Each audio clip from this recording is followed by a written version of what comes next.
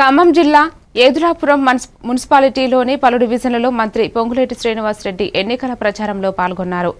ఈ సందర్భంగా ఆయన మాట్లాడుతూ ప్రభుత్వం ఏర్పడిన 2 సంవత్సరాలలో పేదవారి కోసం అనేక సంక్షేమ కార్యక్రమాలు అమలు చేసిందన్నారు. డ్వాక్రా మహిళలకు గత ఏడాది 23,000 కోట్ల సున్నా వడ్డీ రుణాలు ఇచ్చామని ఆయన చెప్పారు. బీఆర్ఎస్ ప్రభుత్వం గత 10 సంవత్సరాలు పేదవారి కలను కలగానే ఉంచిందని, ఇందిరమ్మ ప్రభుత్వంలో రాష్ట్రం వ్యాప్తంగా 4.5 లక్షల ఇళ్లు ఇచ్చామని ఆయన పేర్కొన్నారు.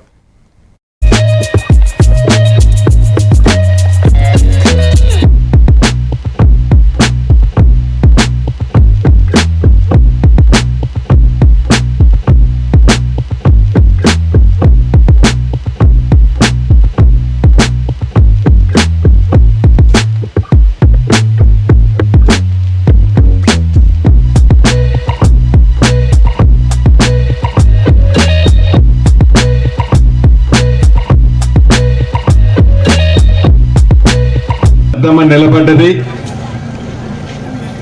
ఈ 8వ వార్డు నుంచి